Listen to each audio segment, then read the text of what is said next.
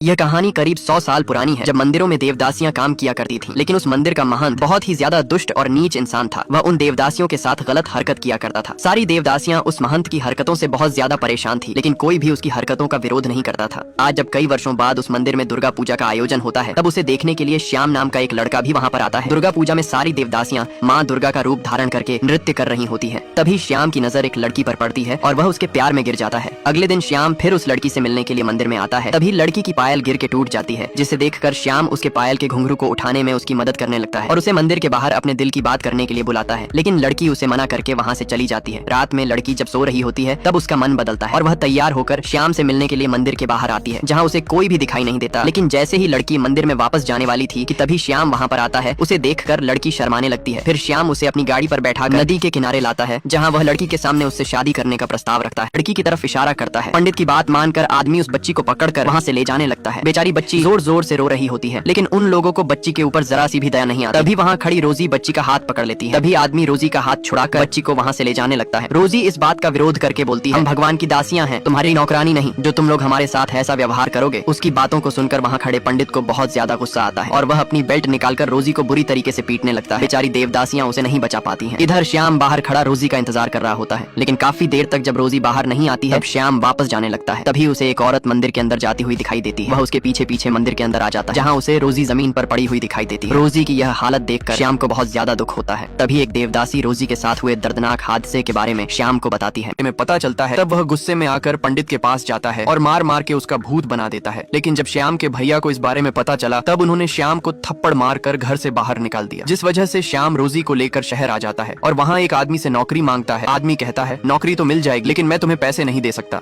तभी श्याम कहता है, मैं अकेला नहीं हूँ, मेरे साथ मेरी होने वाली पत्नी भी है। ये देखकर आदमी श्याम को रहने के लिए एक घर देता है। फिर श्याम भी अपनी पूरी मेहनत से प्रिंटिंग प्रेस में काम करने लगता है और कुछ दिनों बाद ही रोजी से शादी कर लेता है। लेकिन शादी के कुछ दिनों बाद रोजी को पता चलता है कि वह मां नहीं बन सकती है। इस वजह से उसे काफी ज्यादा दुख होता है। अब श्याम एक दिन अपने लिखे हुए आर्टिकल को पेपर में छपवाता है और रातों रात ही उसका आर्टिकल वायरल हो जाता है और देखते ही देखते कुछ सालों में श्याम की फैन फॉलोइंग बढ़ने लगती है और वह एक बहुत बड़ा लेखक बन जाता है। फिर एक दिन श्याम का छोटा भाई उससे मिलने आता है और बड़े भैया की खराब सेहत के बारे में श्याम को बताता है और उसे वापस गाँव चलने के लिए कहता है। छोटे भाई की बात मानकर श्याम उसके साथ गाँव जाने लगता है। तभी रोजी उस रात हुए हादसे की वजह से श्याम को गांव जाने से मना करती है, लेकिन श्याम उससे कहता है, मेरे भैया ने बचपन से एक बाप की तरह मेरा ध्यान रखा है। अब जब उनकी तबीयत खराब है, तो क्या मुझे उनके पास नहीं जाना चाहिए? इसके बाद श्याम रोजी को अलविदा कहकर अपने भाई के साथ गांव जाने लगता है। रास्ते में दोनों भाई खूब बातें करते हैं और कुछ ही समय में गांव पहुंच जाते हैं, जहां श्याम अपनी भाभी से उनके बच्चों के बारे में पूछता है। भाभी बताती हैं कि बच्चे इस समय हैदराबाद के विश्वविद्यालय में पढ़ रहे हैं। इधर श्याम अपनी भाभी से बात कर ही रहा था कि तभी उसके बड़े भैया वहाँ पर आते हैं और सभी औरतों को घर के अंदर भेज देते हैं और फिर श्याम से उसका हाल चाल पूछते हैं और कहते हैं, तू तो बहुत बड़ा लेखक बन गया है। श्याम को भी अपने भैया की बात सुनकर बहुत ज्यादा खुशी होती है, लेकिन श्याम जैसे ही भोजन करके उठता है, उसका भैया गुस्से में चाकू घोंपकर श्याम का रंग निकाल देते हैं। श्याम अपनी मासूम आंखों से अपनी भाभी की तरफ देखता है, लेकिन उसकी भाभी दरवाजा बंद कर लेती है और बेचारा श्याम के गद्दार भाई उसे जान से मार देते हैं। मरने के कुछ सालों बाद ही श्याम का दूसरा जन्म होता है। इस जन्म में उसका नाम वासु था, जो कि एक फिल्म डायरेक्टर होता है। वह अपने करियर की पहली फिल्म बना रहा था, लेकिन उसके अंदर काम करने वाली लड़कियां स्क्रिप्ट तो अच्छे से बोल लेती थी, लेकिन उनका कोई मूवमेंट नहीं था। ऐसा लग रहा था कि जैसे किसी रोबोट को खड़ा करके बुलवाया जा रहा हो। इसलिए वासु उन सबको रिजेक्ट करके वहाँ से जाने लगता है। तभी उसकी नजर एक लड़की पर पड़ती है, जो कि दिखने में काफी सुंदर थी और उसका फैशन सेंस भी कमाल था। वासु चुपके से उसकी फोटो ले लेता है और उसे अपनी फिल्म की हीरोइन बनाने का डिसाइड करता है। लेकिन जब वासु उससे फिल्म के बारे में बात करता है, तब लड़की उसे साफ साफ मना करके वहाँ से जाने लगती है। वासु उससे काफी रिक्वेस्ट करता है, लेकिन लड़की उसे इग्नोर करके वहाँ से चली जाती है। फिर वासु उसका पीछा करते करते उसके घर तक पहुँच जाता है। तभी शोर सुनकर लड़की के पापा उनके पास आते हैं, पर जैसे उन्हें पता चलता है कि वासु एक फिल्म डायरेक्टर है, तब वह तुरंत अपनी बेटी को फिल्म में काम करने के लिए कहते हैं। लेकिन लड़की बहुत ज्यादा नखरे दिखा रही थी। यह देखकर वासु उससे कहता है, मैं तुम्हारे पापा को बता दूंगा कि तुम सिगरेट पीती हो। लड़की कहती है, वह नहीं मानेंगे। तब वासु उसे वह फोटो दिखाता है जो उसने शुरुआत में खींची थी। फोटो देखकर लड़की फिल्म में काम करने के लिए मान जाती है। यह लफंगे लड़के इस बेचारी लड़की को छेड़ रहे थे कि तभी यह देखकर वासु वहाँ पर आता है और मार मार कर उन लड़कों का भूत बना देता है, जिसे देखकर लड़की भी वासु से इंप्रेस हो जाती है। अब अगले दिन वासु मिनिस्टर के घर के सामने शूटिंग कर रहा था, तभी पुलिस वाले वहाँ पर आते हैं और वासु को थाने चलने के लिए कहते हैं। वासु पुलिस वाले से अपनी गलती पूछता है। पुलिस वाला बताता है कि तूने बिना किसी परमिशन अपना ड्रोन मिनिस्टर के घर के पास उड़ाया है। ये देखकर वासु कहता है, ठीक है, मैं पुलिस स्टेशन चलता हूँ, लेकिन उस लड़की को छोड़ दीजिए। पुलिस वाला कहता है, ये लड़की भी तुम्हारे साथ है, इसे भी पुलिस स्टेशन ले चलो। वासु की बेवकूफी देखकर लड़की गुस्से में उसे घूर रही थी। तभी वासु कैप से अपना चेहरा छुपा लेता है। कुछ देर बाद लड़की के पापा वहाँ आकर उन लोगों की जमानत करवाते हैं। इसके बाद लड़की गुस्से में वहाँ से जाने लगती है। यह देखकर वासु उससे माफी मांगता है और फिर से ऐसी गलती न करने का वादा करता है। लड़की उसे आखिरी मौका मौका देती है, जिसके बाद वासु फटाफट अपने फिल्म की शूटिंग खत्म करके प्रोड्यूसर को अपनी फिल्म दिखाता है। प्रोड्यूसर को वह फिल्म बहुत ज्यादा पसंद आती है और वह वासु की इस फिल्म को थिएटर में रिलीज करवाता है, जहां ऑडियंस फिल्म को ब्लॉकबस्टर बना देती है और रातों रात वासु साउथ इंडिया का एक बड़ा डायरेक्टर बन जाता है।